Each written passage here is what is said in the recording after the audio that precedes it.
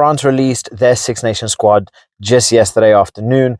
We're going to be going through it, seeing who got the call up, who didn't. Obviously, players like Charles Olivan, he is going to be a big miss for France. But looking at the squad, they have some serious talent. So without further ado, let's get straight into it. Looking at the forwards.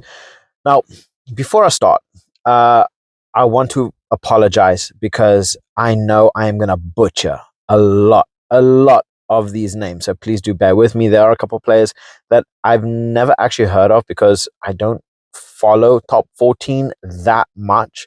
And I know a lot of these players, they do play in France and here and there.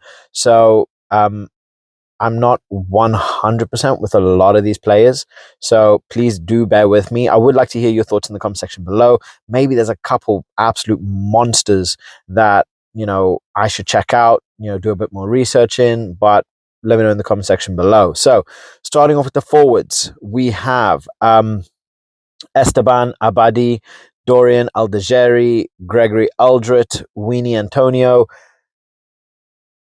I can't wait to see what Weenie Antonio is going to do to every single team in the Six Nations, because he's that kind of player that he will just run through you, right? If I don't know how to explain it. Like, there was a character from bloody X-Men, Colossus, right? Like that's Weenie Antonio. He's just like, once he gets started, there is no stopping him. And I can't wait to see what he's going to do to these people, because he makes everybody just look like they are tiny. He makes it look like he's standing next to children and toddlers. Can't wait to see Winnie Antonio just destroy and demolish pretty much everybody in his path.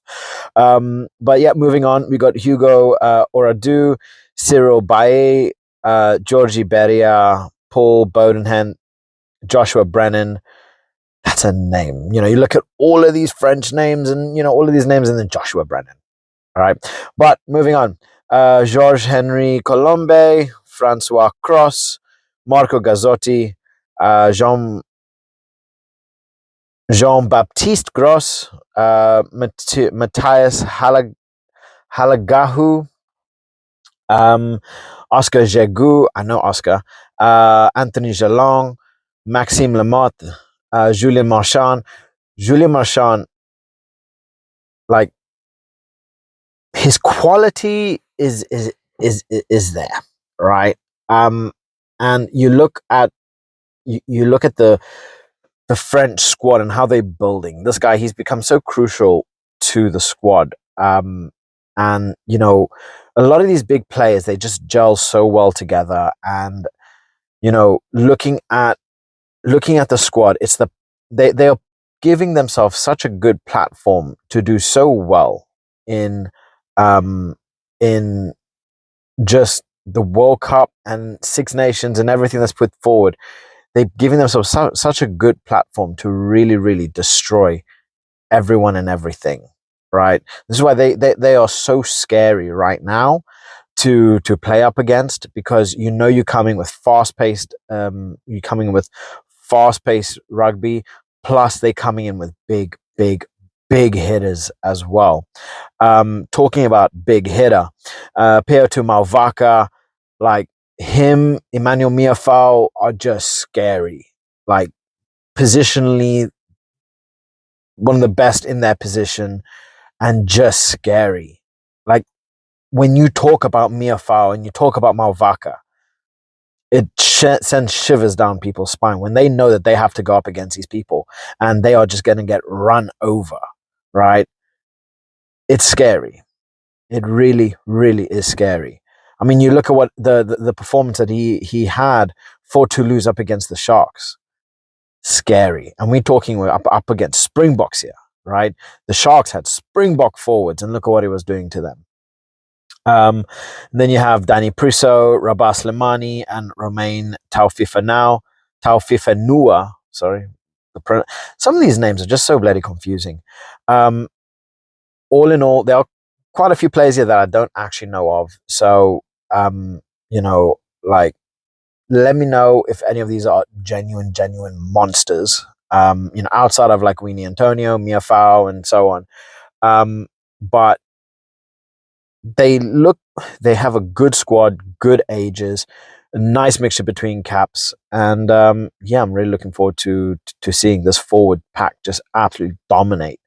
I mean, the opening day but I think between France and Wales, just this is going to be scary. I feel sorry for Wales. I really, really do. And that's just the forwards. Now we're going to go into the backs. So we have Theo Atisogbe, Pierre Luis Barassi. Barassi's a monster. Leo Barre, Luis Bielbiere, good old BB. This guy, this if there was one player to watch for France, it would be him. I love watching this guy play. I mean, you look at the way he's playing for Bordeaux, stunning. You look at the way he plays for France, the guy's an absolute menace. He is so fast. He's on the little bit of the shorter side, but that's what he's there for.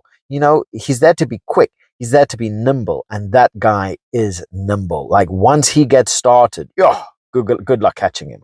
Good luck catching him. There's no way you are getting anything even close to him the moment he gets on that ball and he gains his speed. All right, you give him any form of an opening, doesn't matter which side, any form of opening that he has, just that 2 seconds to give himself that acceleration. Good luck. I don't care who you are not catching him at all. Um, you got Nicolas Deportere, Gail Drian, big man himself, as always. Big ol' 80, Antoine Dupont. This guy, no words can be said. Personally, I feel he is the best player in the world because of what he brings to the squad. The squad, what he does for the squad, what um, he brings the best out of everyone around him. And this is one thing that I feel a lot of people don't realize about him, right? Because then they say, oh, he had a horrible game. Oh, he went missing. No, he didn't. Watch everybody else around him, right? When you think that he has had a quiet game. Look at how many line breaks he has. Look at how many yards and meters that he gains. Look at everything. And then understand, oh, he didn't necessarily have a quiet game. He just brought the best out in everyone else, right? He made the plays for everybody else to be making these positions. And that is something that Thomas Ramos and something that Intermac and Dupont do so well. They make the team play better. They give the team the best possible chances to gain as much yards as possible, right? And to get them into that back end. Watch them. Watch them play. Even when you think that they're having a quiet game, watch how they play. All right. Moving on. We have Antoine Frisch, Emilien Gaetan, Mathieu Jalibert. Mathieu Jalibert again, another player. He makes the team tick. Nolan Lagarec, Maxime Luku, another brilliant player. Yoram Moafana, I don't know him. Noah Nene, Romain Intermac, Damien Pinot, Thomas Ramos, Gabin Villiers. These are stunning players. These are players that can break open any squad. And when you talk about, who's going to win the Six Nations, this is why I feel it's going to be a two-horse race. Ireland, France, looking at both squads, looking at the experience that's on play, looking at the youth that's there, looking at the way that they play in general. Personally, I feel Ireland have that slight edge, but when you look at the sheer quality, the sheer ability of France and the squad that they have just brought, would I be shocked if I saw France come through and destroy everybody in its path? No. Would I be shocked if they come through with a grand slam? No. They are on another level. Obviously, I don't think they're at the level of South Africa, but if they can get their consistency right, if they can fill up that last 20 to 30 minutes of the game and really shore up those those back end points, right? If they are able to really, really put consistency on when they are losing, to be able to come back, right? And this is something that South Africa and New Zealand have, that I feel France don't have that quite yet, and Ireland don't have that quite yet, is when it comes to really big tournaments. And obviously, the Six Nations is a big tournament, but they always find a way of winning. South Africa always find a way to win, no matter how horribly they are playing. They always find a way to come through with a win, right? They always come through with a win, which is why they've won 2 World Cups in a row, right? Which is why they've won pretty much every single tournament there is physically possible. They always find a way to win. And that's what winners do. No matter how bad they're playing, no matter how many injuries they have, no matter what kind of mood that they go into, they find a way to win, right? But this is also going to be a big game as to, oh, got a hair in my mouth.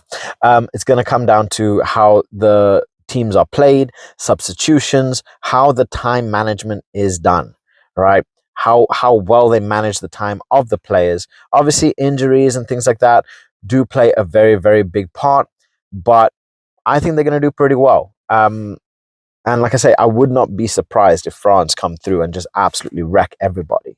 They have the squad to do it. But personally, I think Ireland have that little edge over. But damn it, that's a good squad. So let me know what your thoughts in the comment section below. Maybe there was someone that you feel should have been called up but didn't. I did do a injuries list video earlier on. Please feel free to check that out. But I think this is a pretty strong squad, so let me know what your thoughts in the comment section below, and please like and subscribe, as it really does help my channel grow, and I just want to provide you guys with the best content possible. So cannot wait for the Six Nations to start. The France versus Wales game to open up the Six Nations is going to be an absolute cracker, and I think it's going to be the perfect way to see France absolutely destroy Wales, opening up that tournament and just set the tone for the tournament. So let me know what your thoughts are in the comment section below, and I'll catch you guys in the next one. Bye.